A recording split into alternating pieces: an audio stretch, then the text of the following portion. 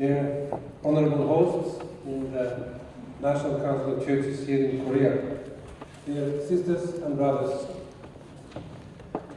greetings to you all in the name of our God, our life, the Creator, Savior, and Life Giver, the Father, the Son, and the Holy Spirit.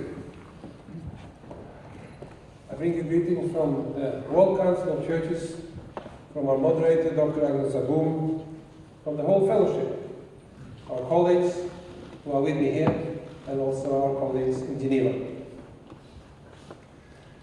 The theme of the 68th General Assembly of National Council of Churches in Korea is Walk the Path of the New Commandment, and it is based on John's account of Jesus' Last Supper with his disciples. We read, "A new command I give you, love one another. As I have loved you, so you must love one another. By this everyone will know that you are my disciples, if you love one another."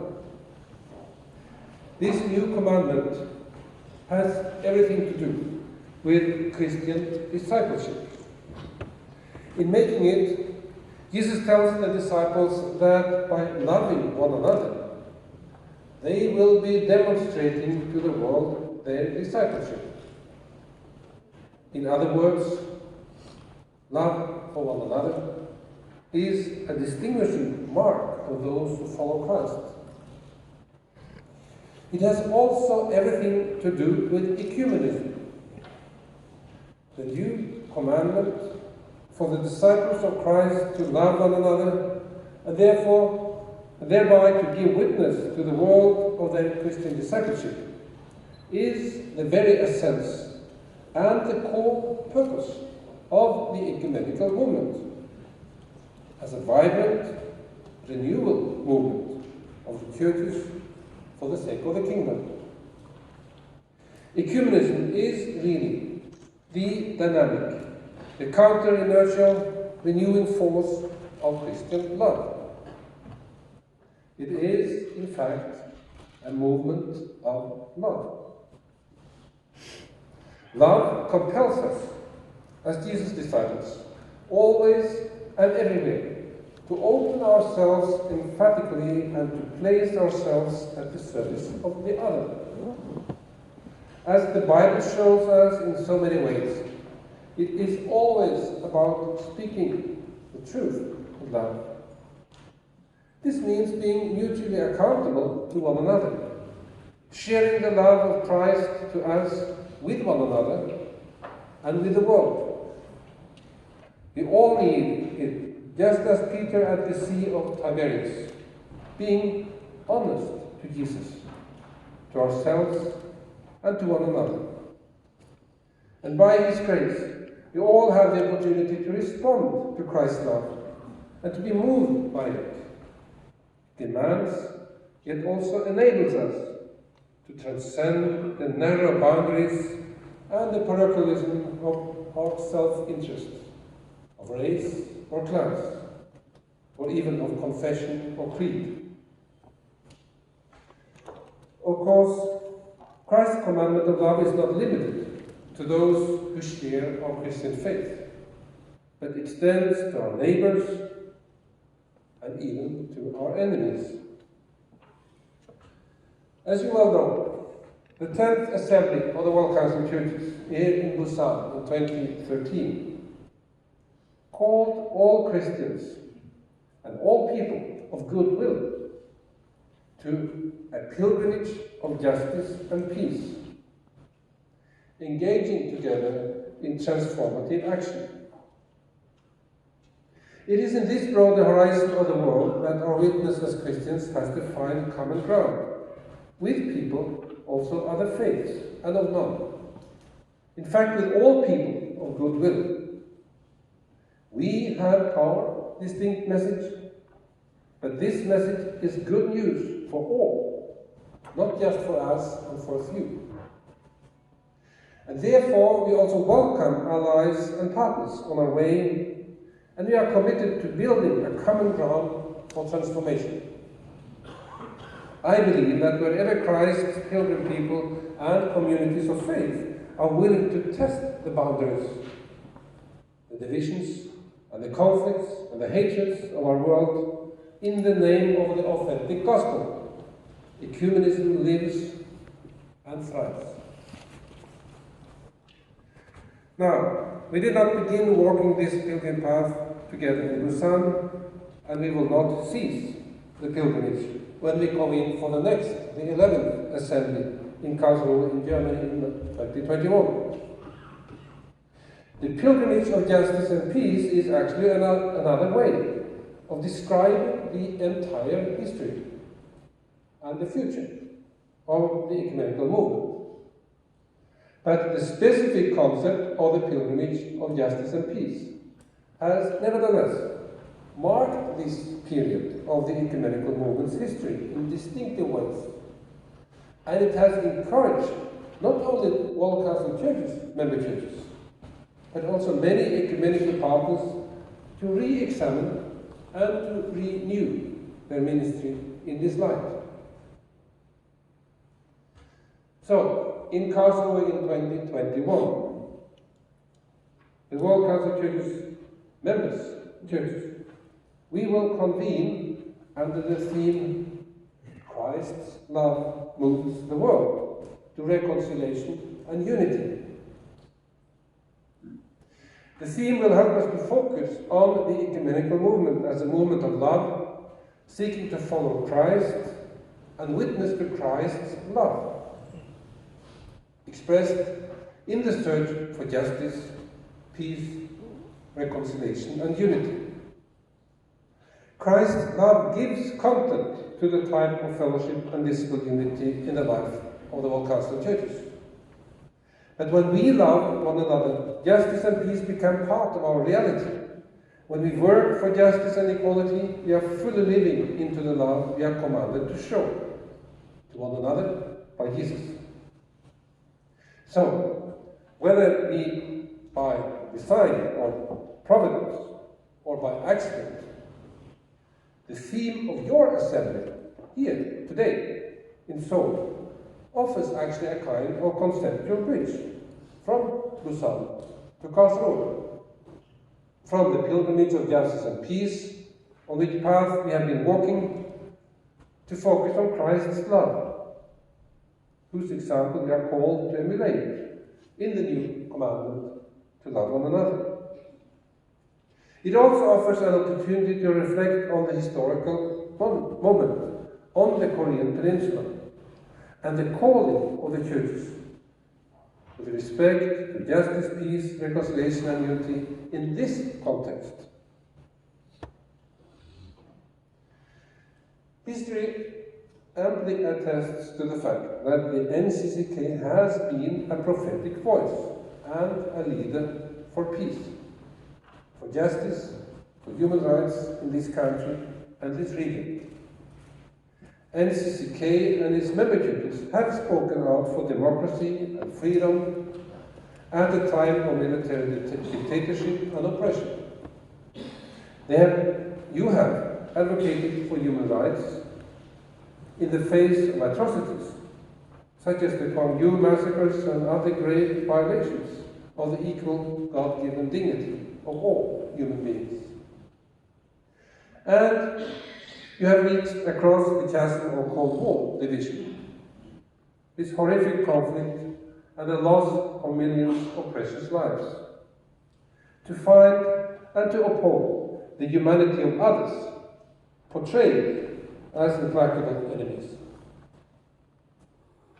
Over the decades, WCC has been privileged to accompany and to support this prophetic witness of the churches of South Korea and of the NCCK in these and in other contexts.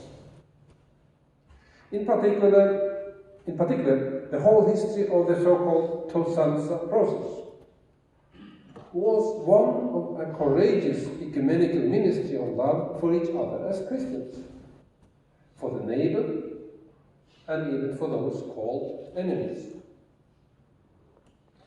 This ministry has been undertaken as faithful witness to Christ, as it is written in Paul's letter to the Ephesians.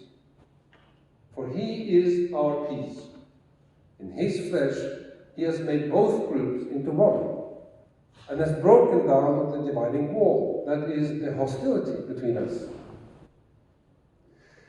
And as one of the seniors in this process, Erik Weingartner, recalled in a paper he wrote for the Busan Assembly, the danger for the churches of initiatives for dialogue with North Korean counterparts was very clear.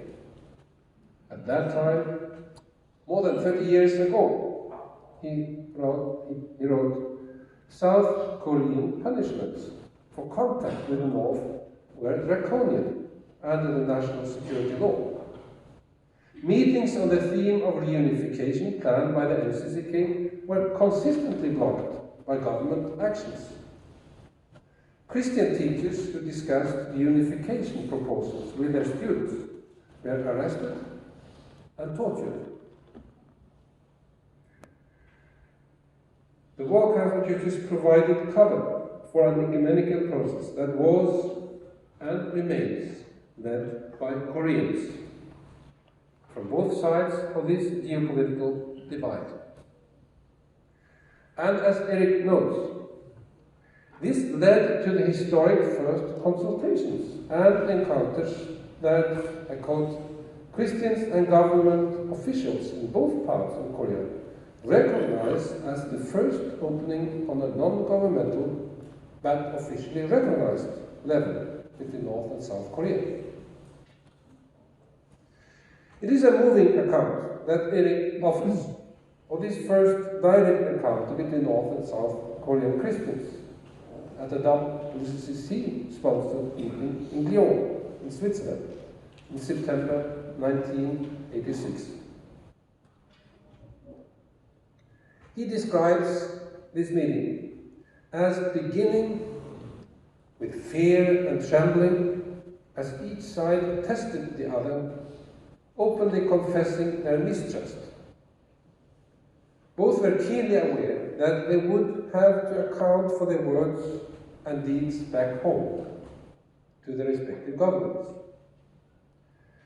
The celebration of the Eucharist, that powerful symbol of the unity of all children of God, at the conclusion of the Lyon meeting, broke down the invisible walls of separation that have tormented the Korean nation for too long. Participants from North and South dissolved into tears and embraces. Right there, in that emotional moment, is the sudden breaking through of love for each other. The sign of shared Christian discipleship and a true witness to the wider world of the possibility, even the inevitability of peace, of reconciliation, and unity.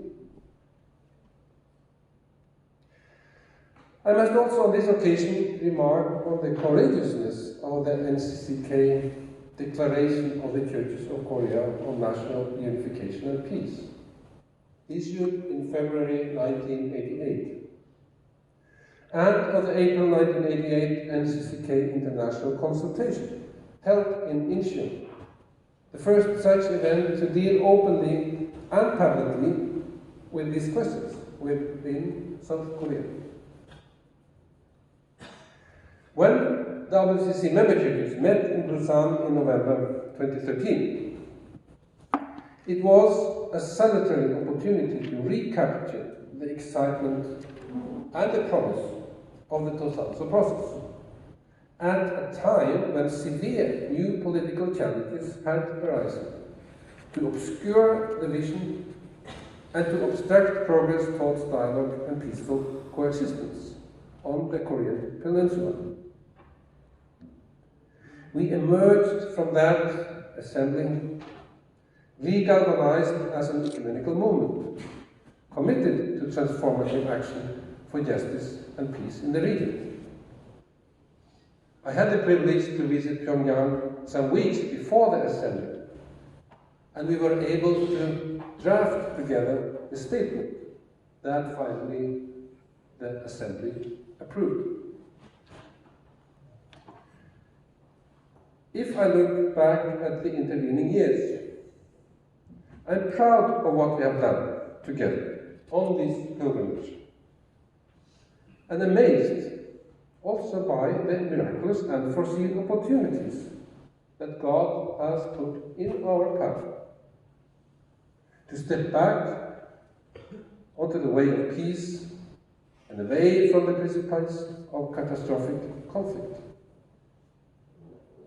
We can thank God together, for example, for the fact that so soon after we departed from Busan, we were able to convene, together with delegations from the Korean Christian Federation of North Korea and from the NCCK, in a conference at Boise, in the WCC's Ecumenical Center, on the 17th to the 19th of June in 2014, in which we not only marked the 30th anniversary of the Totsatsu process, but we explored new ways of advancing reconciliation and peace on the peninsula, fulfilling actually the promise that was given to me visiting Pyongyang immediately before the assembly, that KCF were willing to come to a meeting organized by the WCC, even as they could not come to the meeting in Busan.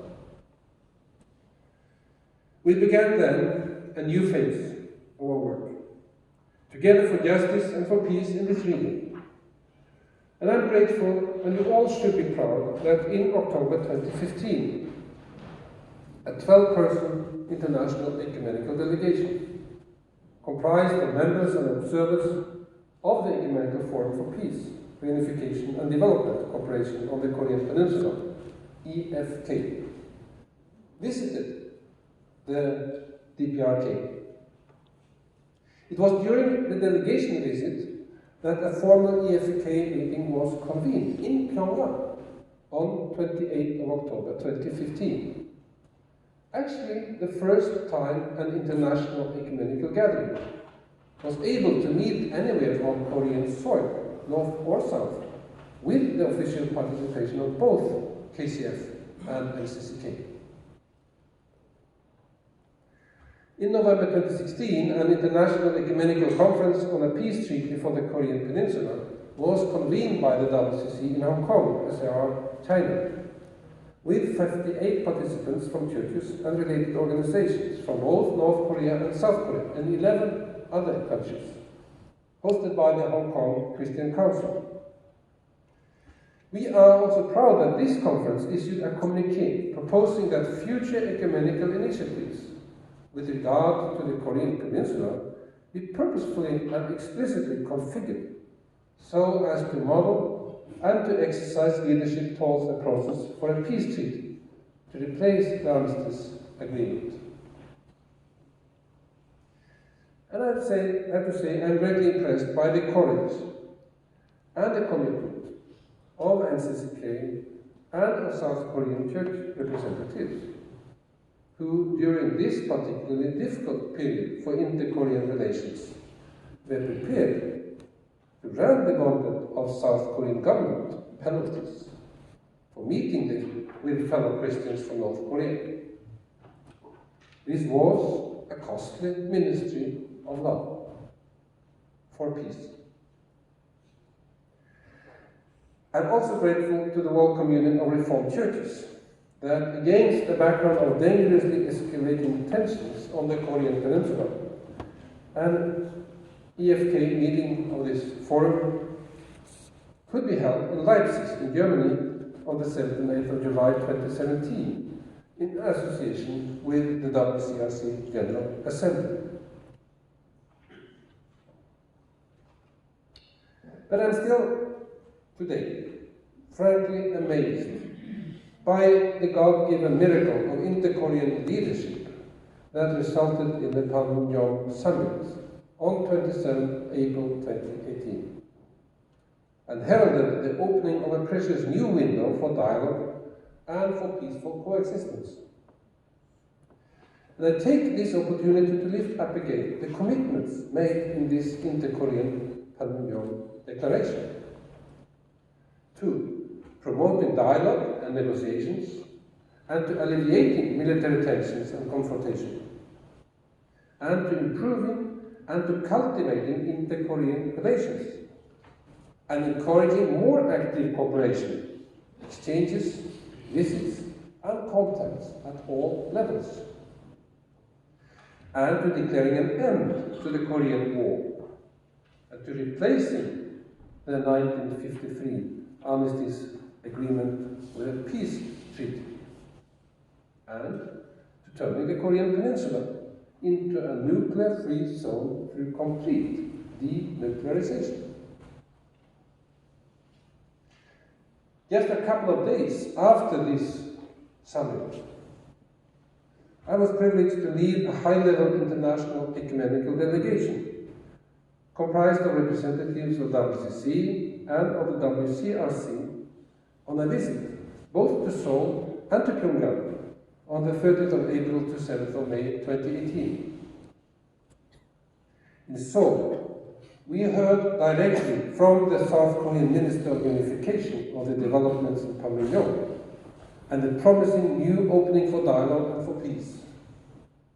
In Pyongyang, accompanied by the KSCF leadership, we met with the President of the Supreme People's Assembly of the DPRK, Kim Jong-nam, and heard a similarly optimistic, but also clear-headed and pragmatic account of the new opportunities for peace created by Panmunjom Summit.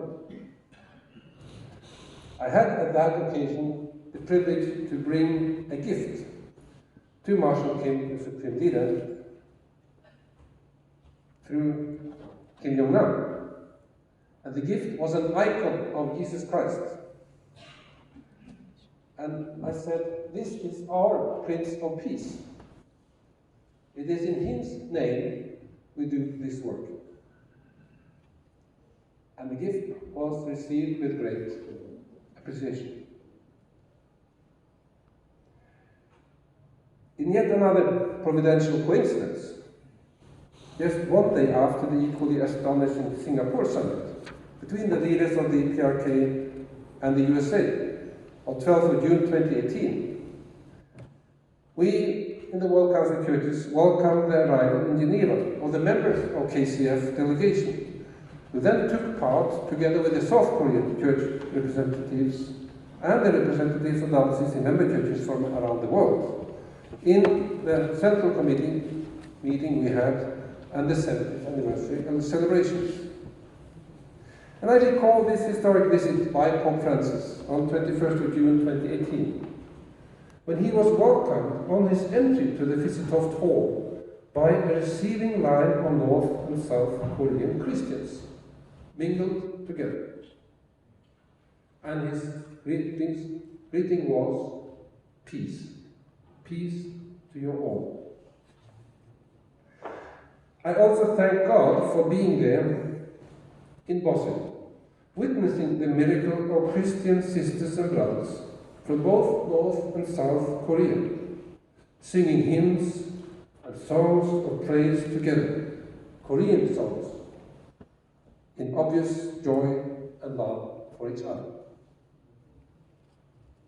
That spirit infused also the meeting of the Central Committee, which acknowledged with joy how closely the commitments expressed in the Panmunjom Declaration matched the key focuses and objectives of our 3 decades of ecumenical advocacy for peace and the unification of the Korean Peninsula.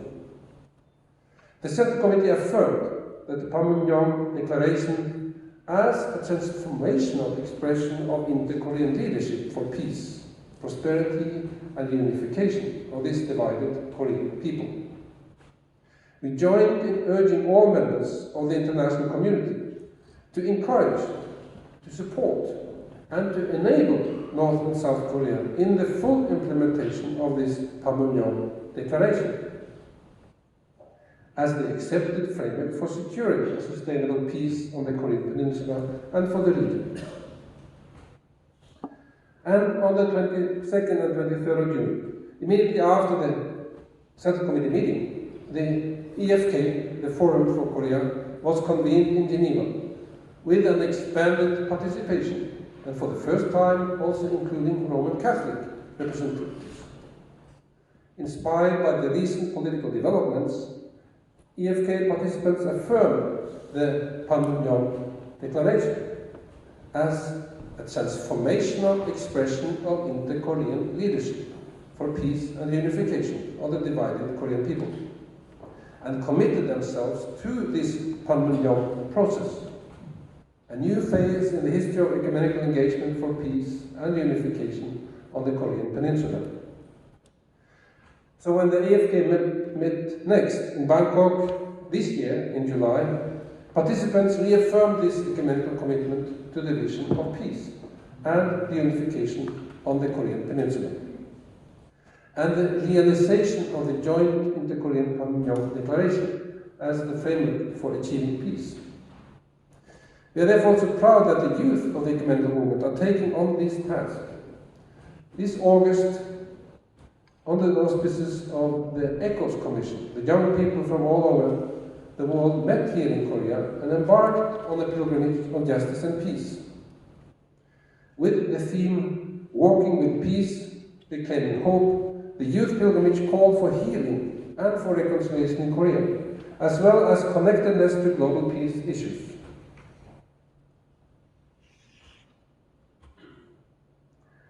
But today, as we meet, we must acknowledge that our most exuberant hopes of swift progress towards peace have not been realized. That some serious obstacles have been encountered, and that there is a growing fear that this window of opportunity for securing peace is at risk of closing again.